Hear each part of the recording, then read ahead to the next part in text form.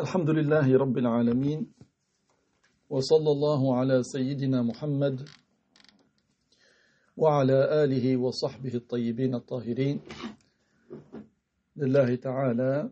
La louange est à Allah, que Allah honore et élève davantage le rang de notre maître Muhammad sallallahu alayhi wa sallam et qu'il préserve sa communauté de ce qu'il craint pour elle. Donc, par recherche de l'agrément de Dieu, nous disons, l'auteur, que Allah lui fasse miséricorde, a dit,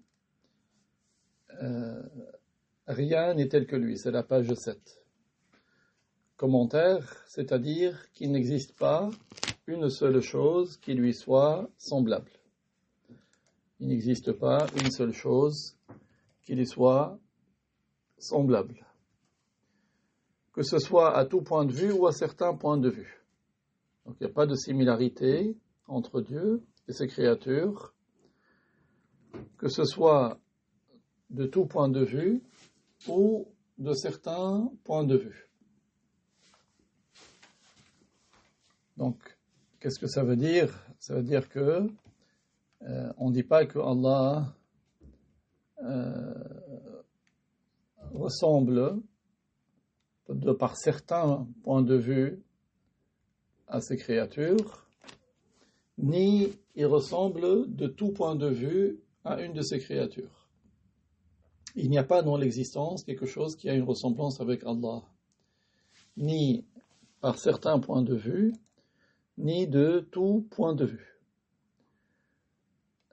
Et on a vu la fois passée que la similarité peut être soit à tout point de vue, c'est ce qui est visé quand on parle de similarité dans l'absolu, quand on dit un tel, c'est comme un tel. Soit à certains points de vue, c'est ce qui est visé par certaines expressions, s'il indique qu'un tel est tel qu'un tel, en voulant dire qu'il est semblable à lui par certains aspects. Donc là, il s'agit d'une similarité partielle, soit totale, soit partielle. Tu dis par exemple X c'est comme Y, un tel Jean comme Philippe par exemple. Tu comprends par là que ses connaissances sont comme ses connaissances, et ça c'est une similarité partielle par certains points de vue, du point de vue de ses connaissances. Tu dis par exemple ce corbeau, il est comme ce corbeau. Mais là c'est une similarité de tout point de vue. C'est-à-dire que tu ne peux pas distinguer un corbeau d'un autre, sauf avec grande difficulté, tellement ils se ressemblent. Cette similarité peut être par un point de vue, de deux points de vue, et ça peut être de plusieurs points de vue. Tout cela n'est pas digne de Dieu. Allah, il n'a pas de similarité, ni partielle, ni totale. Dieu n'a pas de ressemblance, ni partielle, ni totale, avec ses créatures. Par exemple, tu peux dire que par exemple, Richard, c'est comme un lion.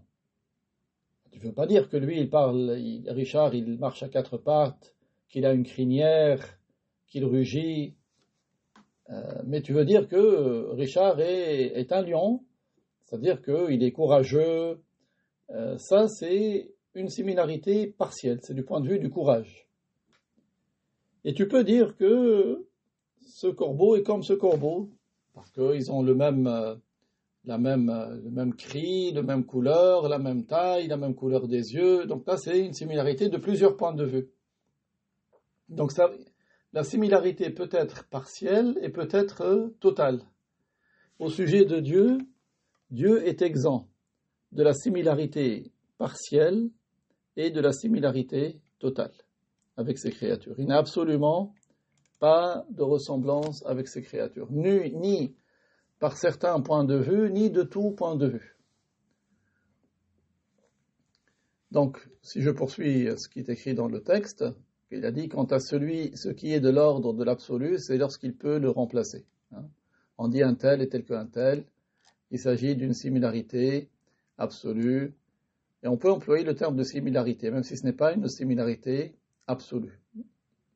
Mais cela vaut pour les créatures. Concernant les créateurs, on ne dit pas que Allah est semblable à telle chose ou à telle chose, ou il est semblable à telle chose en telle chose. On ne dit pas. Quant à la correspondance des termes, elle ne constitue pas une similarité. Donc, ce n'est pas une similarité entre le Créateur et les créatures que de dire de Allah qu'il est vivant. Et concernant une créature, qu'elle est vivante. Pourquoi? Parce que la vie de Allah n'est pas comme la vie des créatures. Ou de dire que Allah existe et que la créature existe. Donc ça, ce n'est pas une similarité, c'est une correspondance de termes. L'existence de Allah n'est pas comme notre existence. Parce que l'existence de Allah, elle est de toute éternité, tandis que notre existence à nous, elle a un début. L'existence de Allah est propre à lui-même, elle n'a besoin de rien, alors que toute chose a besoin de lui. La similarité qui est niée au sujet de Allah, c'est la similarité concernant la signification. C'est-à-dire qu'il n'y a pas de sens commun entre le Créateur et la créature. Donc ce n'est pas correct ce que disent les philosophes quand ils disent qu'on ne dit pas au sujet de Allah qu'il est vivant, qu'il est éternel, sans fin, qu'il est puissant, qu'il entend, qu'il voit, qu'il parle. Certains d'entre eux prétendent ainsi que cela impliquerait la similarité. On leur dit non, il ne s'agit pas d'une similarité, mais d'une correspondance de termes. On emploie ces expressions au sujet de Allah, qu'il existe, qu'il est vivant, qu'il entend, qu'il voit, qu'il parle, qu'il a une volonté, qu'il a une science, et on utilise également ces termes pour autre que lui, car il y a une correspondance de termes et non pas de sens. Cela ne conduit donc pas à une assimilation ni à une association.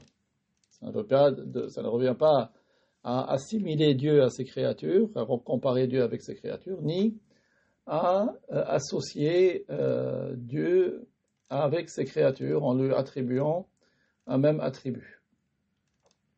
Puis on a vu la remarque importante, on dit que deux êtres sont dits semblables lorsque chacun d'eux peut prendre la place et se substituer à l'autre, quand ils sont interchangeables. C'est l'usage le plus courant de ce terme, quand on dit que un tel est comme un tel. Si par exemple il y avait deux savants, ou chacun des deux pouvant remplacer l'autre, on dira alors qu'ils sont semblables, ou deux joueurs de foot, ou bien deux cuisinières. On dit qu'ils sont, celui-ci est comme celui-là. Donc ça veut dire qu'ils peuvent se substituer l'un à l'autre. Au sujet de Dieu, cela est impossible. La science du tawhid s'appelle également la science de la parole, parce que le principal objet de recherche de cette science, dans le passé, fut la question concernant l'attribut de la parole de Dieu. Il y a en effet de grands débats, il y a eu entre Ahl Sunnah, les sunnites, et les Mu'tazila, c'est un groupe égaré. Il est même arrivé qu'un calife abbasside a adopté leur parole, la parole des Mu'tazila. Et il a dit lui aussi que le Coran est créé. Et celui qui ne disait pas comme lui que le Coran est créé, il le torturait. C'est tout ce qu'il a retenu des Mu'tazila, mais il ne les a pas suivis dans d'autres égarements, comme lorsqu'ils prétendent que c'est l'esclave qui crée ses actes. Parce que les Mu'tazila, ils disent cela également, mais ici c'est une mécréance. Prétendre qu'autre que Dieu crée quoi que ce soit, revient à attribuer un associé à Dieu, et c'est une mécréance. Les Mu'tazila niaient carrément l'attribut de Allah, de la parole. Ça, c'est une secte égarée. Ils disaient qu'Allah n'a pas d'attribut de parole. Sa parole, c'est uniquement ce qu'il crée dans ses créatures. Et les Hashawiyya, c'est-à-dire les Mujassima, c'est-à-dire ceux qui attribuent à Allah le corps, ils disent qu'Allah il a une face, un visage, une main, un pied, comme Ibn Taymiyyah, ou comme ceux qui l'ont devancé et ceux qui l'ont suivi après cela. Ils disent qu'Allah a une parole, mais que sa parole serait constituée de lettres et de sons, qui se produiraient puis prendraient fin, mais qui seraient ainsi de toute éternité. Selon cette prétention qui est la leur, ils l'ont considéré semblable aux humains. Gloire à Allah qui est exempt de tout cela. Allah, il est exempt d'avoir une parole comme la parole des humains, avec des lettres, des mots. On ne dit pas qu'Allah, il parle l'hébreu, ou l'araméen, ou l'arabe. Ça revient à comparer Dieu à ses créatures. Nous disons que sa parole, ce n'est pas des mots, ce n'est pas des lettres, ce n'est pas des ondes sonores, mais c'est son attribut, un attribut qui est sans comment. Les gens de la vérité sont restés fermes sur leur croyance, à savoir que Allah parle d'une parole qui est un attribut éternel, exempt de début et exempt de fin, qui n'est pas de lettres ni de son. On ne dit pas comment au sujet de Dieu. D'accord ? Le comment, qu'est-ce que ça veut dire comment ? Le comment, ce sont les caractéristiques des créatures. Le comment, ce sont les caractéristiques des créatures. Allah, il est sans comment. Allah, il est sans comment. On ne lui attribue pas le comment. On ne dit pas comment il est, on dit il est sans comment. Le comment, c'est pour nous. Pour nous, les créatures, nous disons que comment je suis assis, je suis en mouvement, je suis immobile, je suis heureux, je suis malheureux. Mais au sujet de Dieu, on dit qu'il est sans comment. Il n'a pas de caractéristique du comment. Il n'est pas attribué par le comment. Donc les gens de la vérité sont restés fermes sur leur croyance, à savoir que Allah subhanahu wa ta'ala parle d'une parole, donc il a bien l'attribut de la parole, nous le confirmons, mais c'est une parole qui est un attribut, qui est éternel, qui n'a pas de début, qui n'a pas de fin, exempt de début, exempt de fin. Et c'est un attribut qui n'est pas de lettres ni de son.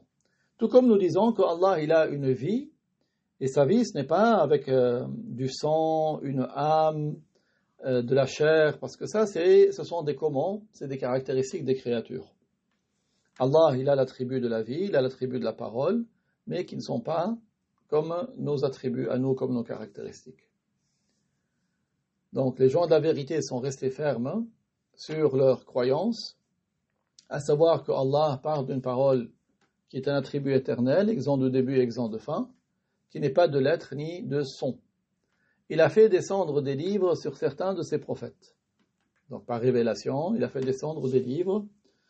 Il y a eu 104 livres qui sont récités, mais ces livres sont récités avec des lettres. Qu'elles représentent ces livres par rapport à la parole de Dieu ? Ce sont des expressions qui indiquent la parole propre de Dieu. Ces livres qui ont été révélés sont des expressions qui indiquent la parole propre qui, elle, n'est pas de lettres ni de son. La parole propre à Dieu, son attribut, n'est pas de lettres et de son. Les livres, ce sont des lettres, ce sont des mots.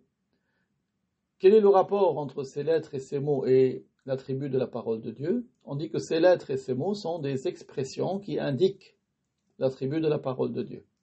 Comme si je dis le mot Dieu, D-I-E-U, c'est un mot qui indique celui que nous adorons. C'est une expression en langue française qui fait référence à celui que nous adorons. Le mot Allah, c'est une expression en langue arabe qui indique celui que nous adorons. Mais ce mot, ce n'est pas celui que nous adorons. Le mot Dieu, ce n'est pas celui que nous adorons. Le mot Allah, ce n'est pas celui que nous adorons. Tout exactement de même raisonnement. Les mots qui sont en arabe, qui ont été révélés à notre maître Mohammed, et qui sont en araméen, qui ont été révélés à notre maître Jésus, Isa, qui sont en hébreu, qui ont été révélés à notre maître Moussa, Moïse, ces mots sont une expression qui indique l'attribut de la parole de Dieu. Mais ce n'est pas l'attribut lui-même, parce que l'attribut de Dieu ne se sépare pas de Dieu. Donc Allah a fait descendre des livres sur certains de ses prophètes. Ces livres sont récités avec des lettres et qui sont des expressions qui indiquent sa parole propre, qui n'est pas de lettres ni de son. En effet, s'il n'y avait pas cette distinction entre la parole qui consiste en ces expressions révélées et la parole qui est un attribut exempt de Dieu propre à l'être de Allah, tous ceux qui ont entendu ces termes descendus seraient comme Moussa, Kalimullah. Parce que Kalimullah, Moussa, c'est celui qui a entendu la parole de Dieu. Donc si les mots étaient véritablement l'attribut de Dieu, alors tous ceux qui ont entendu les mots être récités seraient comme Moussa. Or, ceci n'est pas possible. Moussa, il a entendu la parole de Dieu, propre à son être. Et ce qu'il a entendu, ce n'est pas des sons, ce n'est pas des mots. Mais c'est un attribut, dans le sens que Allah lui a dévoilé. Il a enlevé des oreilles de Moussa un voile qui n'est pas concret, un voile abstrait. Et Moussa, alayhi salam, a pu entendre la parole de Dieu sans que la parole de Dieu soit des ondes sonores, sans que ce soit des lettres ou des mots. La parole d'Allah indique cela également. وَإِنْ أَحَدٌ مِّنَ الْمُشْرِكِينَ اسْتَجَارَكَ فَأَجِرْهُ حَتَّى يَسْمَعَ كَلَامَ اللَّهِ. Dans Sourate At-Tawbah, verset numéro 6. C'est-à-dire que Allah a ordonné à son prophète que si un associateur demandait une garantie de sécurité pour venir chez les musulmans entendre le Coran, donc quelqu'un, un associateur qui voulait en savoir plus sur l'islam, voulait entendre le Coran, alors quand on lui octroie cette garantie de sécurité, puis s'il n'entre pas en islam après cela, après avoir entendu le Coran, qu'on le fasse parvenir à son lieu d'origine dans sa région. De plus, la science de la parole est une science qui a été établie par des gens de vérité. Cette science n'est pas blâmable, comme le pensent à tort les mujassima, ceux qui attribuent à Allah le corps. Il y a en effet, parmi les salafs vertueux, c'est-à-dire les musulmans des 3 premiers siècles de l'Hégire, des gens qui se sont occupés de cette science en composant des ouvrages, en l'enseignant ou en l'expliquant. Certains parmi eux l'ont maîtrisé pour eux-mêmes, mais ne se sont pas occupés de composer des ouvrages ou de l'expliquer. Du fait que le besoin de composer des ouvrages se faisait moins sentir à leur époque. Au début, les gens n'avaient pas besoin d'explications comme nous, on en a besoin aujourd'hui. Donc pour eux, c'était des choses qui étaient claires, évidentes. Puis, il y a eu un grand besoin de gens qui puissent s'occuper de cette science en composant des ouvrages et en trouvant les arguments pour sa validité, c'est-à-dire pour justifier cette croyance avec les arguments, que ce soit les arguments à partir des textes ou à partir de la raison, parce que la raison est témoin de la validité de notre croyance. Notre croyance n'est pas quelque chose que la raison rejette. La raison valide ce qui est dans notre croyance. Cette science ne comporte rien qui contredise la loi de Allah. Elle n'est que pure religion. C'est la plus honorable des sciences de la religion. C'est d'ailleurs grâce à cette science que l'on connaît ce qui est obligatoire s'agissant de Allah parmi ses attributs. Exemple de début, par exemple, nous savons qu'Allah, il a l'attribut de l'unicité. Allah, il a l'attribut du non-besoin. Allah, il a l'attribut de la volonté. Allah, il a l'attribut de la puissance, etc. Donc, c'est grâce à cette science que nous connaissons ce qui est obligatoire s'agissant de Allah, parmi ses attributs, exemple de début. Des attributs qu'Allah a rendus obligatoires à ses esclaves de connaître, c'est-à-dire nous devons connaître ces attributs obligatoires. C'est également par cette science que l'on apprend ce qui est impossible au sujet de Allah en tant que défaut, comme l'impossibilité d'avoir un fils, comme l'impossibilité d'avoir une femme, comme l'impossibilité d'avoir un associé. Donc c'est par cette science que l'on apprend cela, et c'est par cette science également que l'on apprend ce qui est possible à son sujet. Comme par exemple la possibilité de créer ou de ne pas créer telle ou telle créature. Avec ce qui s'ensuit des sujets traitant de la prophétie.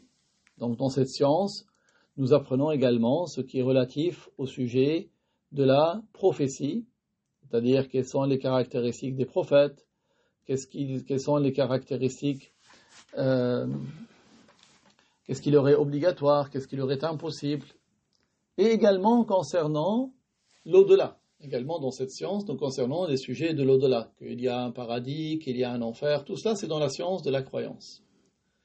Il y a un savant qui s'appelle le Hafiz Murtada Az-Zabidi. Ce Hafiz Murtada Az-Zabidi a vécu en Égypte il y a plus d'un siècle. Il a fait le commentaire d'un livre d'Al-Ghazali qui s'appelle Ihya'u Ulumuddin. Dans le commentaire de ce livre, ce savant a rapporté que Abu Hanifa était le premier qui était connu par cette science, la science de la croyance. Abu Hanifa était le premier à avoir été connu pour maîtriser cette science.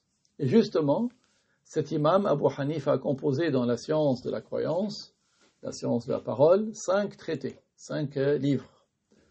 D'autre part, il partait de Al-Koufa jusqu'à Al-Basra pour débattre avec les Mu'tazila. Donc à cette époque-là, il n'y avait pas d'avion ni de train, il n'y avait que les animaux, des chameaux pour se déplacer, des mules. Et donc il se rendait de Bagdad à Al-Basra, de Al-Koufa à Al-Basra pour répliquer à des groupes égarés comme les Mu'tazila. Il débattait aussi avec les Mushabbiha. Les Mushabbiha, ce sont les assimilationnistes, ce sont ceux qui disent qu'Allah il a un pied, qu'il est établi sur le trône, qu'il descend le dernier tiers de la nuit. Donc ce sont les Mushabbiha, ce sont un groupe égaré qui assimile Allah avec ses créatures. On les appelle les assimilationnistes. Et il débattait avec les athées, les mulhids, ceux qui niaient l'existence de Dieu, ceux qui niaient des attributs de Dieu, au point de s'y rendre 20 et quelques fois. Il s'est rendu plus de 20 fois jusqu'à Al-Basra pour débattre avec ces gens-là. L'imam Al-Shafi'i, pourquoi Al-Basra? Parce qu'Al-Basra était le siège des Mu'tazila et d'autres groupes égarés. Également l'imam Al-Shafi'i, que Dieu l'agrée, lui aussi maîtrisait cette science, la science de la parole, la science de la croyance. Ce qu'il a blâmé, ce n'est pas cette science, mais bien les propos de ceux qui suivent leur passion, ceux qui se sont distingués de Ahl Sunnah, comme les Murji'a, les Jahmiya, les Mu'tazila, les Khawarij, et ceux qui leur ressemblent. L'imam al-Shafi'i, qu'Allah l'agrée, a dit que l'esclave vienne au jour du jugement de son Seigneur avec tout péché en deçà de l'association, c'est mieux pour lui que de venir avec une part de ses passions. Qu'est-ce qu'il a utilisé ici? Il a utilisé un terme al-ahwa. Al-ahwa, ce sont les passions et les mauvais penchants. C'est le pluriel de hawa, la passion ou le mauvais penchant. C'est ce vers quoi penchent les âmes des mauvais innovateurs, qui se sont distingués de ce sur quoi étaient les gens du salaf. Donc, ce qu'a blâmé Al-Shafi'i sur les passions, par les passions, ce n'était pas cette science qu'il est obligatoire d'apprendre. De même, parmi ceux qui se sont occupés de cette science, il y a Omar ibn Abd al-Aziz, qui était le calife bien guidé.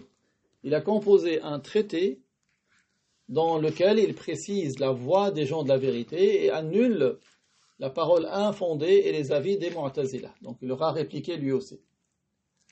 Il y a également Al-Hassan al-Basri, qui est l'un des grands imams tabi'i. Tabi'i, c'est-à-dire successeur des compagnons. Il a appris la science auprès des compagnons du prophète. Il n'a pas appris directement auprès du prophète. C'est ça le sens de tabi'i ou de successeur. Même l'imam Malik, que Allah l'agrée, d'autres imams du salaf, ils ont contribué à cette science, la science de la parole, la science de la croyance. Cette science à laquelle se sont attachés les gens de Ahl Sunnah ne subit aucun mal de la part de ceux qui la critiquent, de ceux qui la blâment. Il y a un poète qui a dit عاب الكلام أناس لا عقول لهم وما عليه إذا عابوه من ضرر ما ضر شمس الضحى في الأفق طالعة أن لا يرى ضوءها من ليس ذا بصر. Ce qui veut dire en français, on blâmait la science de Al-Kalam des gens qui n'ont pas de raison, mais ne lui fait aucun tort leur condamnation. Pas plus que cela ne fait de tort au soleil se levant à l'horizon, que ne voit pas son éclat celui qui n'a pas de vision.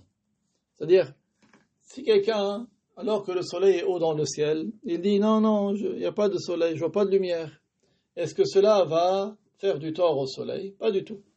De même, des gens qui se mettent à critiquer cette science de la croyance qui permet de connaître les justificatifs et des preuves de la croyance des musulmans, eh bien, si les gens la critiquent, ça ne nuit aucunement à cette science. L'imam Ahmad n'est pas en reste, puisqu'il n'est pas comme le pensent à tort les Mushabbiha. Les Mushabbiha, ce sont les assimilationnistes, ceux qui assimilent Allah à ses créatures. En effet, les Mushabbiha, quand ils sont un peu pris à la gorge, ils prétendent que c'est la voix de Ahmad ibn Hanbal que de dire que la parole de Allah, elle est de lettres et de sons. Ainsi, Ahmad n'acceptait pas qu'on dise dans l'absolu le Coran est créé, ni qu'on dise mes termes à moi du Coran sont créés. Parce qu'il se pourrait que quelqu'un s'imagine à partir de ces deux expressions que le Coran serait créé, c'est-à-dire que la parole propre à l'être de Dieu, son attribut, serait créée. Et cela reviendrait à qualifier la parole propre de Allah par le fait d'être créée. L'imam Ahmad défendait donc de dire les deux expressions, par prudence, pour éviter cela. Quant à croire que Allah, tabaraka wa ta'ala, parlerait avec des lettres, avec un son qui serait propre à son être, cela, l'imam Ahmad en est innocent. Ensuite, nous étions arrivés à ce niveau. L'auteur, que Allah lui fasse miséricorde, a dit, au sujet de Dieu, rien ne le rend incapable. Il y a en cela une réplique. Cette parole de Al-Tahawi, Abu Ja'far Al-Tahawi, constitue une réplique à la parole des Mu'tazila. Quand Al-Tahawi a dit Allah, rien ne le rend incapable, c'est une réplique aux Mu'tazila qui disent qu'Allah n'a pas la capacité de créer ce que font les esclaves. Donc ils ont attribué à Allah l'incapacité. Ils disent que ce que font les esclaves, Allah n'a pas la capacité de le créer, parce qu'il aurait donné aux esclaves la capacité de faire les choses, qu'ils en seraient devenus incapables, mais qu'ils en auraient été capables avant cela. Qu'est-ce que ça veut dire? Dire selon eux, Allah a donné à ces créatures la capacité de faire les choses, et que suite à cela, ce sont les créatures qui créent leurs actes, et Allah serait devenu incapable de les leur créer. Ils disent qu'il en aurait été capable avant cela, avant de leur donner la capacité de les faire. Mais une fois qu'il leur a donné la capacité de les faire, ce n'est plus lui qui les crée. Il n'est pas permis de douter de la mécréance de ceux qui prétendent cela. Parce que un des piliers de l'islam, de la foi musulmane, c'est qu'il n'y a qu'un seul créateur, c'est Allah. Tout autre que Allah ne crée rien du tout. Tout autre que Allah ne donne pas l'existence. De nombreuses personnes ont été sujettes à confusion à ce propos. Elles disent que les Mu'tazila ne sont pas déclarés mécréants selon l'avis le plus plausible. Cependant, les Mu'tazila qui sont visés par cela ne sont pas ceux qui disent que Allah ne crée pas les actes des esclaves, ni ceux qui sont du même acabit. En fait, il y a eu certains savants qui ont dit on ne déclare pas mécréants les Mu'tazila, mais qu'est-ce qu'ils visent? Ils visent les Mu'tazila qui ne sont pas arrivés jusqu'à la mécréance. Parce que comme vous venez de le voir, il y a plusieurs avis des Mu'tazila. Donc, ils ont dit plusieurs choses par lesquelles ils contredisent la voix des musulmans. Il y a des choses qui sont une mécréance, et il y a des paroles qui ne sont pas une mécréance. Mais, donc, il y a des paroles qui ne les font pas sortir de l'islam. Donc, ceux qui ont dit qu'on ne déclare pas mécréants les Mu'tazila, ils visent les Mu'tazila qui ne sont pas arrivés jusqu'à la mécréance. Donc, l'auteur, que Allah lui fasse miséricorde, a dit, il n'y a pas d'autre Dieu que lui. Allah, il n'y a pas d'autre Dieu que lui. Il s'agit là d'une négation de la divinité pour tout autre que Allah et de la confirmation de la divinité pour lui seulement. Allah, al-ilah, dans la langue, c'est al-ma'boudu bihaq. Al-ilah signifie le Dieu, c'est celui qui mérite d'être adoré. Mais, et c'est pour cela qu'on n'emploie pas ce terme pour autre que Allah. Al-ilah, le Dieu, c'est celui qui a la divinité. Qu'est-ce que la divinité? C'est la capacité à la création. C'est le pouvoir de créer. Celui qui a la divinité, c'est le pouvoir de créer. C'est ça la divinité. Donc, Allah seul a le pouvoir de créer.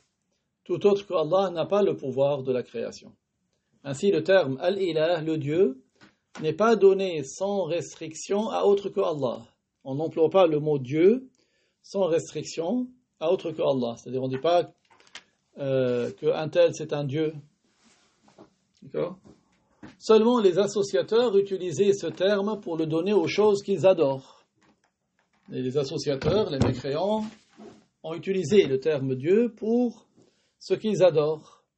Comme l'a cité un spécialiste de la langue, Al-Fayoumi, la spécialiste de langue arabe, il a mentionné dans son livre Al-Misbah al-Munir, puisqu'il a dit, le Dieu, c'est celui qui est adoré. Et c'est Allah subhanahu wa ta'ala. Puis, les associateurs l'ont utilisé pour désigner ceux qu'ils ont adoré au lieu de Allah. Un autre spécialiste de la langue, qui s'appelle Al-Mubarrid, a dit, Al-Ilah, le Dieu, c'est celui qui a Al-Ilahiyyah, la divinité. Al-Ilahiyyah, la divinité, c'est le pouvoir de créer et de faire exister. C'est le pouvoir de créer et de faire exister. Donc vous voyez que faire exister ce qui n'existait pas, ça c'est uniquement celui qui a la divinité. Celui qui a la divinité, lui seul a le pouvoir de faire exister des choses qui n'existent pas. Il n'est donc pas permis de dire que le Dieu, c'est tout ce qui est adoré, qu'il mérite de l'être ou non. On ne dit pas cette phrase. On ne dit pas que tout ce qui est adoré, c'est un Dieu. Mais on dit, le Dieu, c'est celui qui mérite d'être adoré. L'imam Abu Mansour al-Baghdadi a compté le nom Al-Ilah, le Dieu, parmi les noms de Allah. Tout cela est une preuve contre ceux qui prétendent qu'Al-Ilah, le Dieu, signifie Al-Ma'boud, celui qui est adoré, qu'il le mérite ou non. Si le terme Al-Ilah est employé sans restriction, il ne peut être employé que pour celui qui mérite d'être adoré, c'est-à-dire uniquement Allah, le Seigneur des mondes. C'est pour cela qu'il est correct de dire La ilaha illallah, il n'est de Dieu que Allah.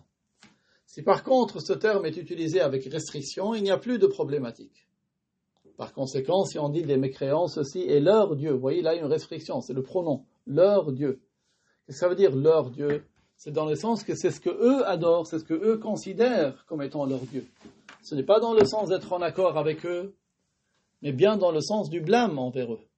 Comme ils disent, si quelqu'un dit le Dieu des Grecs, on ne dit pas que tel nom est un Dieu. On dit c'est tel nom, c'est le Dieu des Grecs. C'est-à-dire ce que eux considèrent comme étant un Dieu. Mais nous ne le reconnaissons pas, et c'est faux. D'accord ? C'est ça la différence, qu'est-ce que ça veut dire avec restriction et sans restriction. Avec restriction, c'est-à-dire en le rattachant à des gens qui, eux, adorent, ceux qui ne méritent pas d'être adorés. L'auteur, que Allah lui fasse miséricorde, a dit, il est qadim. Qu'est-ce que ça veut dire, il est qadim? C'est-à-dire, il est éternel, exempt de début, sans commencement. Allah subhanahu wa ta'ala n'a pas de début à son existence. Parce que s'il avait eu un début, il aurait eu besoin de qui lui donne le début, ce qui mène à une impossibilité. Al-Qadim signifie celui qui n'a pas de début à son existence. D'où est-ce que nous avons tiré ce nom? C'est dans le hadith du messager de Allah sallallahu alayhi wa sallam. Le messager a dit, quand quelqu'un veut rentrer dans une mosquée, il dit A'udhu billahi al-azim wa biwajhihi al-karim wa sultanihi al-qadim. Donc là, ce qui est indiqué, c'est le sultan de Allah, il est qadim. Donc le sultan, c'est-à-dire le pouvoir, la souveraineté de Dieu est qadim, c'est-à-dire qu'il est exempt de début. Il est donc valide de dire que Allah, il est qadim. Si l'attribut est qadim, l'être est aussi qadim. Qadim ici signifie exempt de début. Ce terme a pour synonyme al-azali. Donc al-azali, c'est un terme qui dans la langue arabe peut avoir le sens de très âgé, très vieux, ou dans le sens de exempt de début. Au sujet de Dieu, ça veut dire exempt de début. L'éternel exempt de début. Mais lorsqu'il est employé attribué à autre qu'Allah, il s'agit de ce sur quoi de longues années se sont écoulées. il se peut qu'on dise ma taqadama ahduh, ce qui est très ancien. Et on dit d'un édifice qu'il est qadim, c'est-à-dire il est ancien. L'auteur, que Allah lui fasse miséricorde, a dit il est da'im, éternel, exempt de fin, sans fin. Donc on a vu, il est sans début et il est sans fin. Commentaire, ceci est une expression de son exemption de fin, ta'ala, qui est une exemption de fin propre à son être. Ce n'est pas une non-fin accordée par quelqu'un d'autre, comme par exemple la non-fin du paradis et de l'enfer. Allah n'est donc pas atteint par le néant. Dans le Coran, Allah dit « Huwa al-awwalu wal-akhir ». Il n'y a pas de début à son existence, il n'y a pas de fin à son existence. Mais attention, l'exemption de début de Allah est propre à son être. L'exemption de fin de Allah, ce n'est pas comme la non-fin du paradis et de l'enfer. L'exemption de fin de Allah, elle est propre à son être, ce n'est pas quelqu'un d'autre qui la lui a accordée. Tandis que la non-fin du paradis et de l'enfer, c'est Allah qui la leur a voulu. Parce que du point de vue de leur réalité, le paradis et l'enfer admettent d'avoir une fin. Seulement, c'est Allah qui n'a pas voulu qu'ils aient une fin, donc ils n'auront pas de fin. Le paradis et l'enfer n'auront pas de fin. L'auteur, que Allah lui fasse miséricorde, a dit « Il ne s'anéantit pas et il ne périt pas ». Dans le commentaire, c'est l'explication de sa parole « baqin » au sujet de Allah. C'est-à-dire qu'il est exempt de fin. Al-Qadim, celui qui est exempt de début, il ne lui advient pas d'anéantissement. Parce que celui à qui advient un anéantissement, il a forcément un début. Celui à qui l'anéantissement est possible, il n'est pas exempt de début. Donc si une substance ou un être, il était possible qu'il ait une fin, alors forcément cet être est sujet au changement. Et celui qui est sujet au changement, il a forcément un début. Ce n'est pas Dieu. Donc, parce que le début est impossible au sujet de Allah subhanahu wa ta'ala. Il est impossible selon la raison.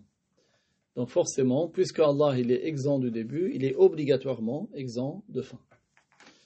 Puis l'auteur, que Allah lui fasse miséricorde, a dit n'a lieu que ce qu'il veut. Allah ta'ala dit yaf'alu ma yasha.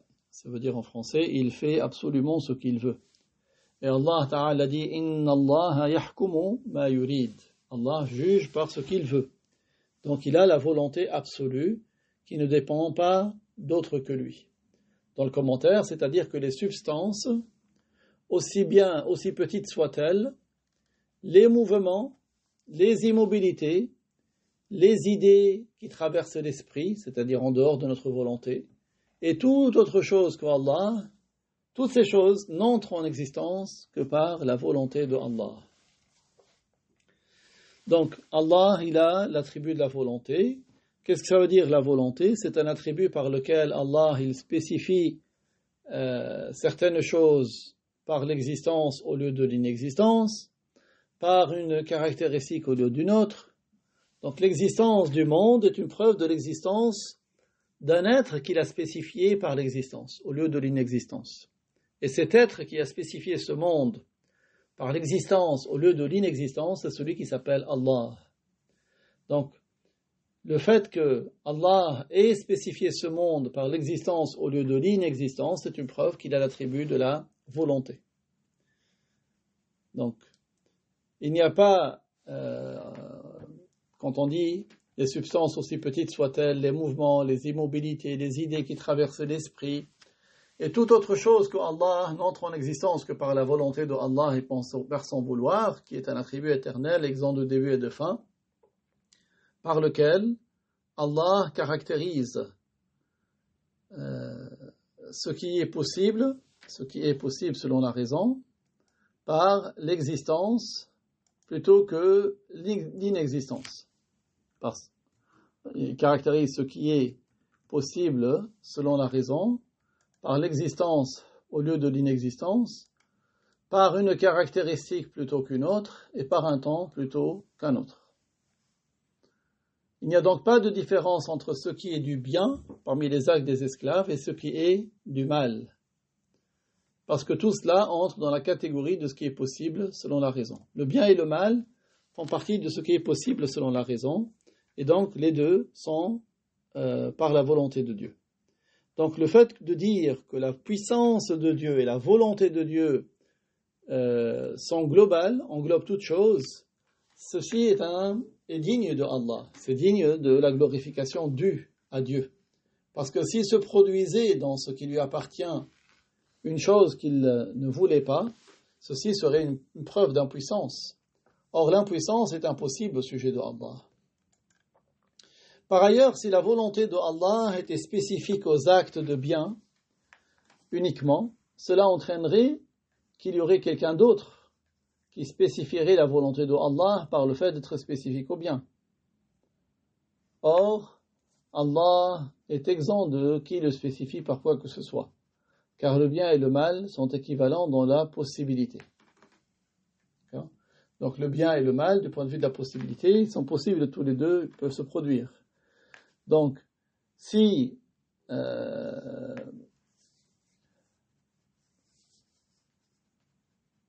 la volonté de Allah ne concernait qu'une des deux choses, c'est comme si quelqu'un dit que Allah a eu besoin de qui l'a spécifié par cette chose-là plutôt que l'autre. Et la volonté ici vient dans le sens du vouloir, et ce n'est pas dans le sens de l'agrément. C'est pas dans le sens de la satisfaction de l'agrément. Ainsi, la volonté qui signifie l'agrément est telle que dans sa parole Ta'ala, yuridu Allahu bikumul yusra wa la yuridu bikumul usr. Surat Al-Baqarah, verset 185. C'est-à-dire que Allah agrée pour vous la facilité parce qu'il n'a pas fait qu'il y ait de gêne dans votre religion. Allah a fait qu'il n'y a pas de gêne dans la religion. La religion, elle est facile. Puis l'auteur, que Dieu lui fasse miséricorde, a dit, les illusions ne l'atteignent pas. Al-awham, les illusions, c'est le pluriel du mot wahm. Cela veut dire que les illusions des créatures, c'est-à-dire leurs imaginations, ne peuvent imaginer Allah. En effet, l'imagination de l'être humain atteint ce à quoi elle est habituée, des choses qui sont perceptibles, qui ont une limite, une forme, une couleur. Or, on a dit qu'Allah, il n'a pas de limite, de forme ou de couleur. Allah, il n'est pas ainsi. Donc tout ce qui revient, c'est pour cela que certains savants ont donné une très belle règle. Quoi que tu imagines en ton esprit, Allah en est différent. Quoi que tu imagines en ton esprit, Allah en est différent. Parce que Allah n'a pas de ressemblance avec ses créatures. Allah subhanahu wa ta'ala, c'est lui qui est le créateur des créatures, il n'a pas de ressemblance avec ce qu'il crée. Inch'Allah ta'ala, nous avons vu quelques informations sur ce sujet. Ça mérite bien sûr d'être révisé. Nous ferons d'autres révisions, Inch'Allah.